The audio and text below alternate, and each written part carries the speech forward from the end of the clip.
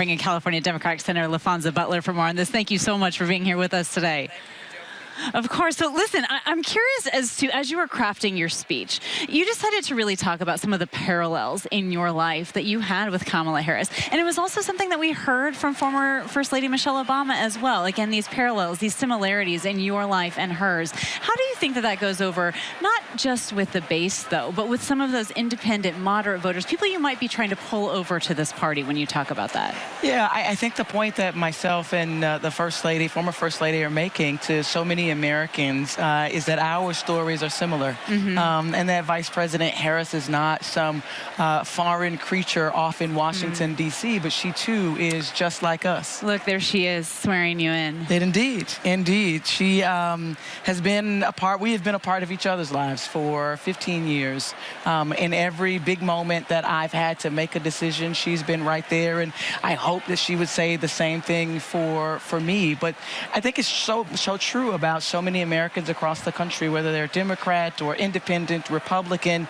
You truly can see yourself in Vice President Harris. You're a lawyer, you're a biracial human, person in our communities. You come from a state that is as diverse as California. You understand how to build coalition, how to bring people together. And I think that's definitely what I was trying to offer, the way in which Vice President Harris works to build consensus and bring people together really emanates from the simple story of people, including her own simple story. And I think so many Americans can identify with that. And boy, oh boy, is her story about to perhaps not be simple in any way, right? Historic. So I have to ask you about the roll call last night. So first of all, look, there's no question that the roll call was amazing. Sure. Our political director, Rick Klein, was putting on social media, like, I need that playlist. Can you put it out so that we can have it? But also, quite honestly, something that stood out to me was Utah. Because we heard from Utah, and they said that they are one of the fastest growing states in this nation. But we also know, based on census data, that a lot of the people moving to Utah are coming from California. And part of the reason they're coming from California is because of the high cost of living, the price of homes. How do you think that the Harris-Walz administration can address some of these core issues that are driving people out of her home state right now? By introducing the kinds of policies that she talked about in North Carolina, this opportunity economy that she wants to build, ensuring that more families and individuals have the chance to truly have a real opportunity at generational wealth in our country. Buying a home really is the beginning and the foundation for so many families. And that is so hard to do in California right now. It is incredibly hard to do in California right now, but it's incredibly hard to do in so many places across the country. And what the Vice President wants to do in her first term is make sure that it becomes more reachable for young workers and young families. That $25,000 down payment assistance is going to make an incredible difference.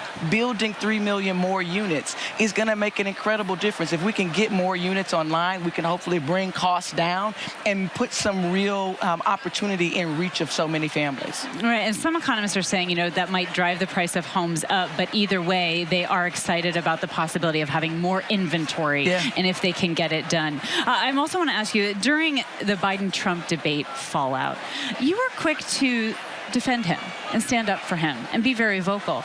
When he stepped down, you were also one of the first people that everyone wanted to hear from. Tell me about what that was like in that moment, and then now as you stand here at her convention. Look, I think President Biden is going to be recorded in history as one of the most impactful presidents in my lived lifetime. And he had earned our loyalty in the immediate aftermath of that performance, which he himself acknowledged was not his best day. And I think most of us would agree with that probably 10 times over. It was not his best day, but he had earned for 52 years as a public servant our loyalty in a moment to give him the opportunity to think about what he wanted to do. And as I sit here today, standing ready with Democrats and so many people across the country to nominate Vice President Harris, I am as excited for her as I am proud of him.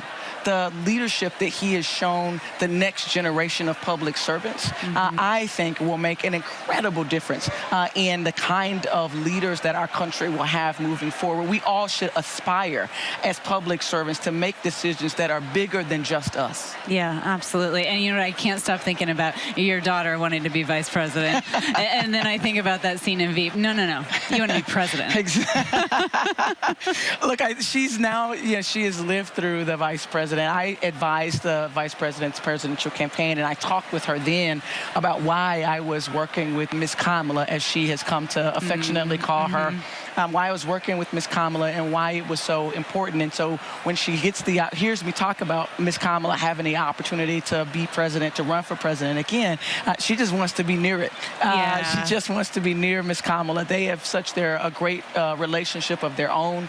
And we all want our president, the president of the greatest country in the world, to be someone that our kids can look up to, so that to be somebody that they can emulate. And I'm proud that my daughter has that relationship with Vice President Harris. And I hope after tonight's convention, after this week's convention, more children across America know that they too have a leader that they can emulate. Absolutely, because there is work to be done. It is far from over. Thank you so much for spending some time with me today. Fantastic. Thanks for having me. Of course.